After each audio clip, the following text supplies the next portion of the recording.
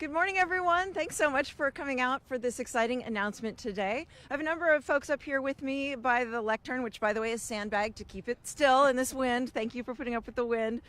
We're here in the wind, standing stalwart, because we are so excited to have a special announcement regarding a priority pillar project for my administration. We set an ambitious goal to be one of the safest and healthiest capital cities in America, and today's milestone is in support of that goal, and we can't do it without our partners. So I want to just take a moment and introduce the folks up here with me. I have the City of Lincoln Urban Development Director, Peter Hind.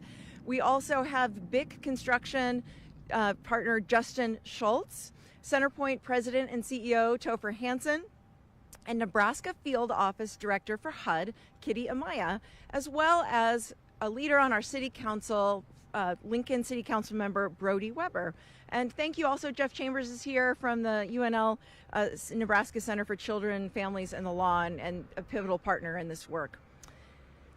So we are gathered here to celebrate the groundbreaking for the city's first city-owned permanent supportive housing. And through this project, which will be located right here over my shoulders here at 8th and J Streets, we're going to construct 24 individual apartments that provide supportive wraparound services to help individuals who are experiencing chronic homelessness get off the street and back on their feet. Studies show that when we invest in housing first approaches for individuals experiencing chronic homelessness, we reduce emergency room visits, we decrease involvement in the criminal justice system, and we significantly improve overall health outcomes. So these results not only benefit the individuals who find homes, but they also reduce costs for taxpayers in the long run. And when we create housing for all, we strengthen the very fabric of our community. Our team at Urban Development has worked together with community stakeholders to identify the path forward for permanent supportive housing in Lincoln. And I'd now like to invite up Peter Hind to share a few comments and details about this priority pillar project, and to thank you for your leadership, Peter. Here you go. Thank you, Mayor. First, I want to recognize former Director of Urban Development Dan Marvin, former Livable Neighborhoods Manager Wynn Yermstad, and Jeff Chambers from UNL's Center on Children, Families, and the Law. Their hard work helped make this project possible. Thank you very much. Our team in Urban Development operates on a variety of programs that aim to support the creation and sustainability of affordable housing. These initiatives include rehabbing existing homes through grants and loans, remediating and mitigating lead-based paint, facilitating new housing developments in partnership with local and nonprofit and private developers, offering down payment assistance to first-time home buyers, and providing essential support to those experiencing chronic homelessness. Today, we take a significant step forward with our first city-owned permanent supportive housing effort. Designed specifically to address the needs of individuals experiencing chronic homelessness refers to those who have a disability condition and have been homeless for at least 12 months continuously, or have experienced multiple episodes of homelessness over the past 3 years. I want to stress that this new beautiful building is for permanent living. This will be a full-time home, not intermittent day shelter. This project is based on proven models from peer cities, but is tailored to be specific for the needs of Lincoln. The building design not only complements the surrounding neighborhood by the use of durable brick and paneled facade and abundant insulated glass, but also at its core upholds dignity and respect for our future residents, ensuring they have a place to call home that reflects the best of our community.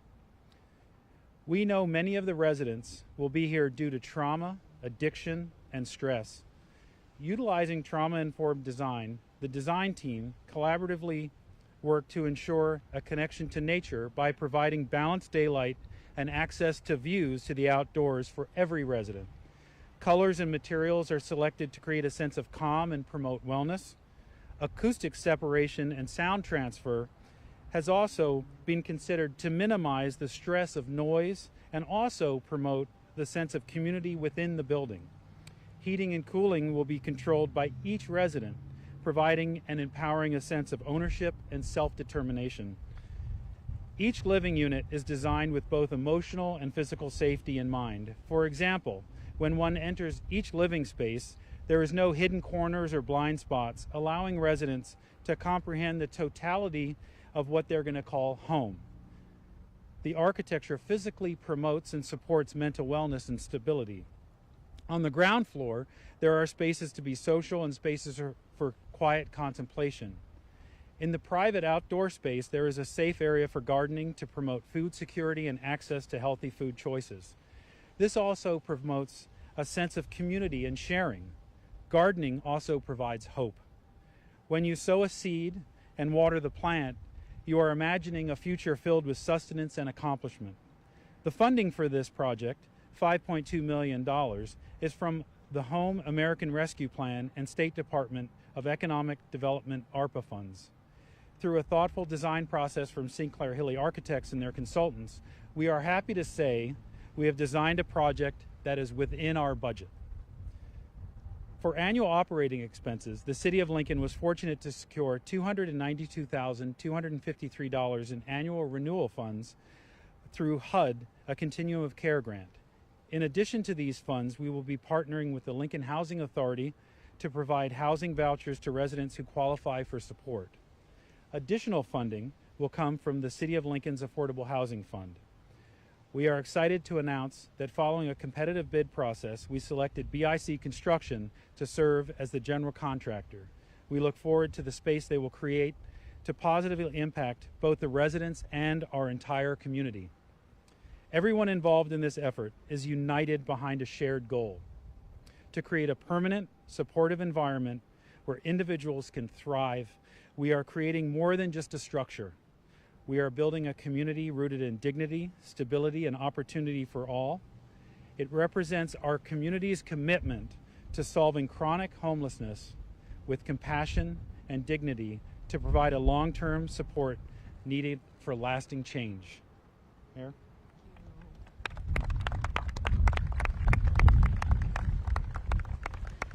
Thank you so much, Director Hind. And earlier this year, as you mentioned, we selected Sinclair Hilly Architects as the architect. We selected CenterPoint as the future operator for this transformative project. And at this time, I'd like to invite up our private sector partners at BIC Construction, who, as Director Hind mentioned, will help build this incredible facility, our permanent supportive housing. And here to share more details is BIC Construction founding partner, Justin Schultz. Justin? Thank you, Mayor. At BIC Construction, we are proud to partner with the city on this transformative project.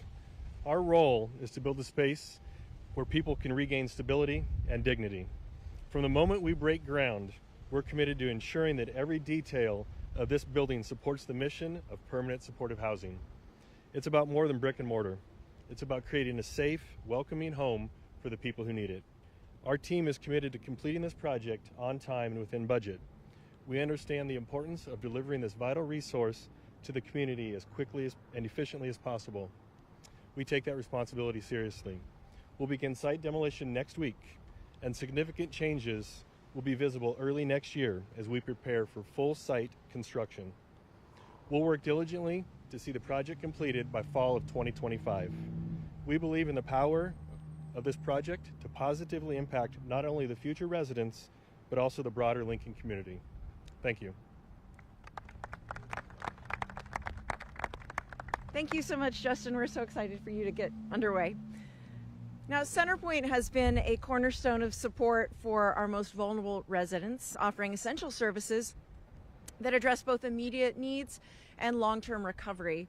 Their expertise in providing holistic care makes them the perfect partner for this permanent supportive housing effort. Adding a little emphasis to the point. With CenterPoint leading the on-site operations, we are ensuring that residents will experience both stable housing and have access to the resources and care that's truly needed to rebuild their lives.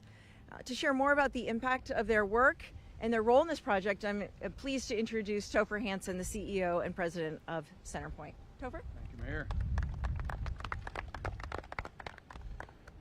So thank you, Peter, for those comments. That was, I've been in this business 31 years. That was a tremendous summary of what this project is about, so thank you. But I'm taking us way back to what we all learned a long time ago, which is that shelter, food, water, clothing, sleep, and breathing are what Abraham Maslow theorized to be the bottom rung of needs people need to secure themselves and climb the ladder toward self-actualization. That's what this is about. We need to pay attention to the foundation of our community and ourselves and take steps forward as we build that foundation to reach that high level. For individuals struggling with untreated mental health, substance use, and physical health issues, it is not realistic to expect that they will spontaneously improve without basic needs in place. Nobody gets better on the street. CenterPoint is proud to partner with the City of Lincoln in this permanent supportive housing project for people who are chronically unsheltered.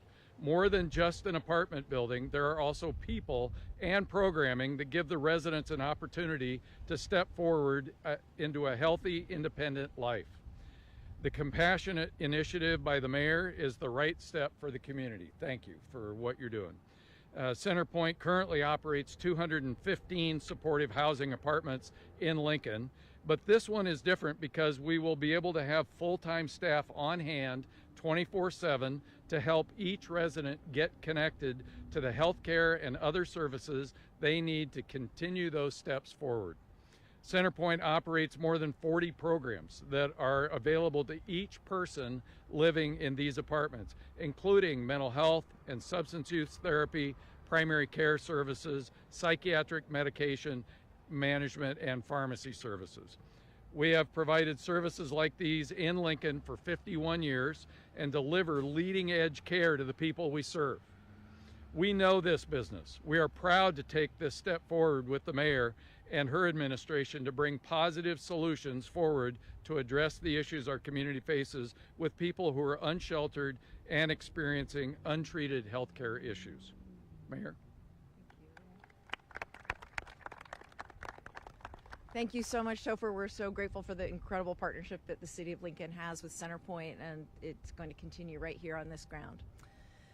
All right, well, we're also excited to welcome back Nebraska Field Office Director for Housing and Urban Development, Kitty Amaya, to say a few words on the impact of this project and the effects it will have and why they have been a proud partner in supporting it.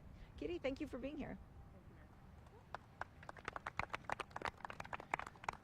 Thank you for having me. First, I want to say thank you to the mayor for, allowing me to celebrate with you all this city-owned permanent supportive housing location in Lincoln, and notably an historic first in Lincoln.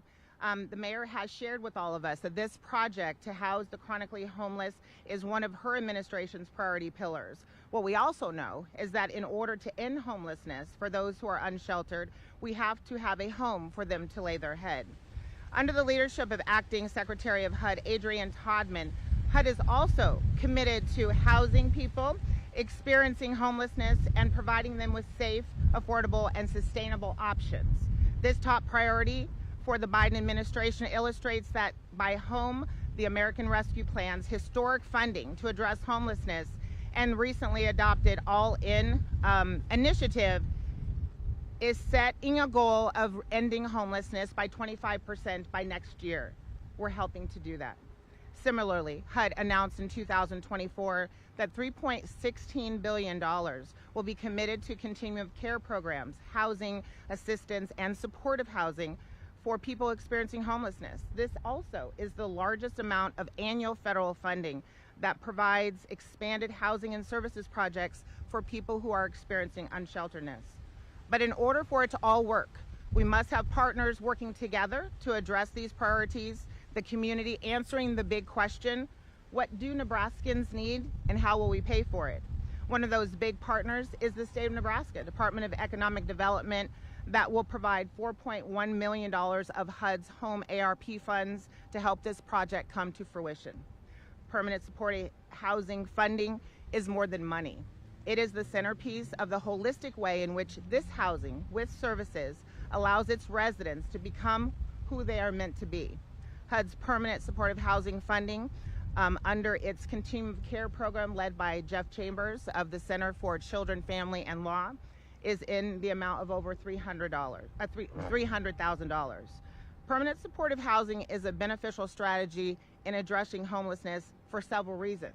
It's offering opportunities for stability for those who may otherwise be experiencing homelessness or precariously housed, offering a foundation for stability in their lives. Supportive services, on-site and readily accessible, voluntary supportive services such as counseling, healthcare, substance use treatment, and job training, tailored to the individual's needs. Important improved health outcomes that contributes to better physical and mental health outcomes for the residents, as they are now safe and have a consistent environment in which they can address their health issues and access regular care. Community integration, allowing individuals to become integrated in their communities, fostering a sense of belonging and social connection, which are crucial to overall well-being. On that note, with over 51 years of experience in the Lincoln community and growing to over 40 programs, including mental and substance use treatment, primary care services, rehabilitation, and 24-hour chronic crisis response, a big congratulations to Centerpoint for being selected, as well as Chairwoman Deb Taylor and President Topher Hansen. They will be the operations and service managers for this supportive housing project, and they're well suited to do so. In closing, Nebraska's collaborative and comprehensive approach to ending homelessness, as well as increasing housing, is to be congratulated. HUD remains committed to policy priorities and funding to end homelessness for persons and multiplying Nebraska's supply of affordable housing. Knowing that housing is a social determinant of health for us all, and if any of you need anything, the Omaha Field Office and the CPD team at HUD will be there for you. Thank you. Mayor? Thank you so much for that support. It matters so much, and we're going to make you proud. All right. Next up, I'd like to invite up Lincoln City Councilman Brody Weber. He's going to share a few words about the importance of this project to our downtown and to the broader community. Councilman Weber? Thank you, Mayor. I am just so grateful for your leadership on this critical issue. As we move forward on the first ever city-owned permanent supportive housing for the chronically homeless residents in our community, I also want to extend my heartfelt thanks to the many key stakeholders, our public servants, our community leaders, our advocates, and our private sector partners who have worked tirelessly to bring this project to life and ensure that we remain on track.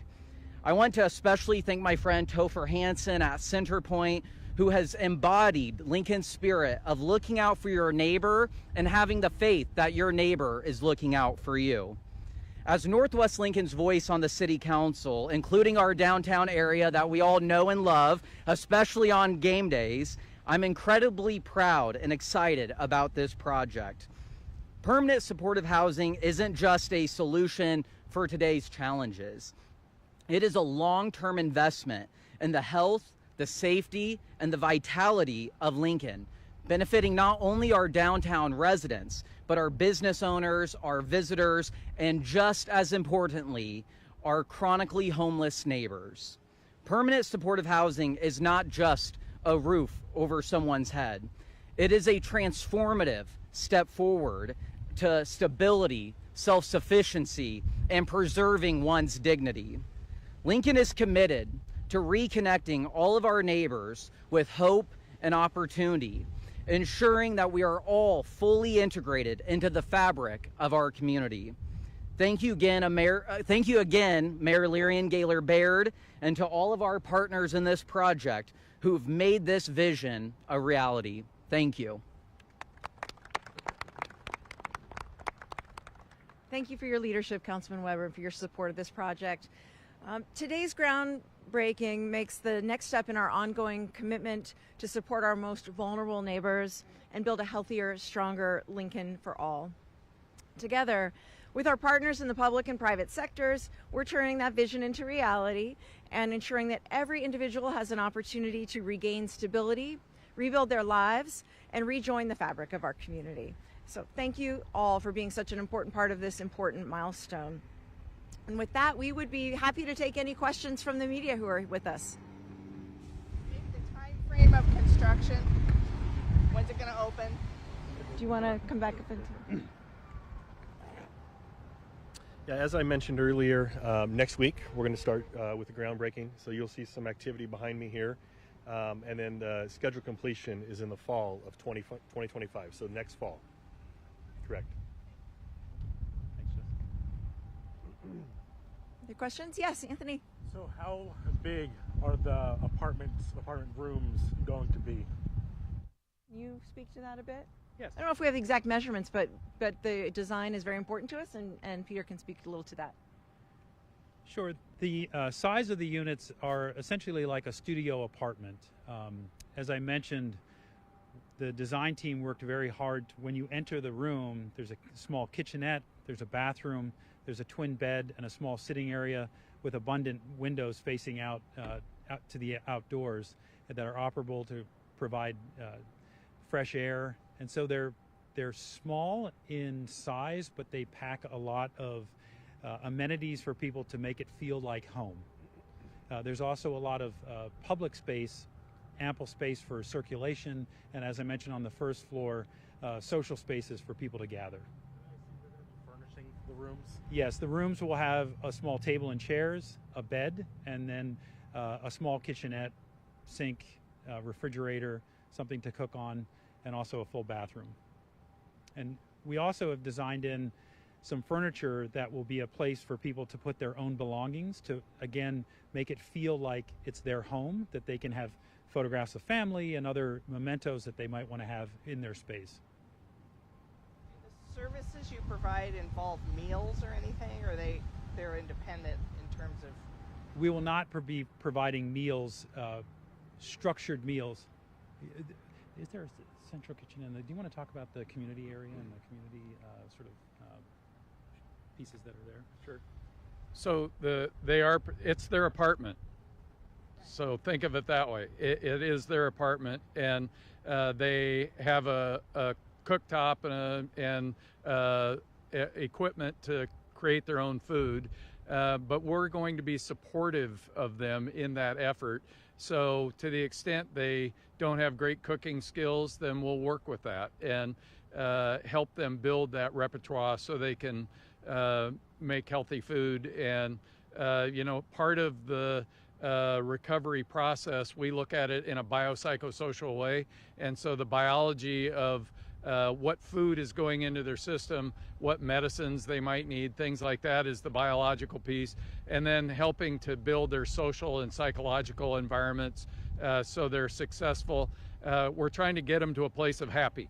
And so daily living activities in being in an apartment is a piece of that we will be there to help them learn and to teach and support as needed. Also helping them receive the food that they would need to cook, so like those that may be less fortunate, that don't have the money to buy the groceries themselves, how are you going to help them with that aspect of their living situation? So that's where our staff, our case management staff, will work with them, and there can be food pantries or other resources that we use to help get them that nutrition and supply them so they can start to do that. And we can do teaching around the cooking process as well. So we will support them in all those aspects. So the kitchenette is a refrigerator, a stovetop, microwave, Yes. sink. Okay. Yes, and so it's a studio efficiency type apartment. Centerpoint has, as I said, 215 units, so we get housing, and it's on a continuum. And some of the housing we have is units that are more in this range. And the open design, which we really push for in this, is trauma informed to help people who might have backgrounds that they want to, having visual accessibility in your apartment and your living space is important. And so these units are designed with that in mind, as well as the general living space. And so we will support them in all aspects of their living. We want them to be successful in this, and we'll look at every aspect of that as we work with them day in, week out.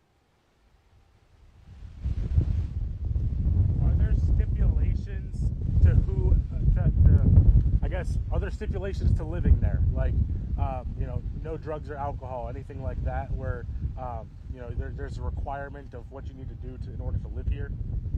Yeah, we will have rules for the living unit that like that apartment building over there has rules. We have that as well, and so we want people to respect the space and respect their neighbors and not be a threat to others and things like that. So we understand that this might be a new experience for a bunch of people, and so we want to be supportive and understanding of those things.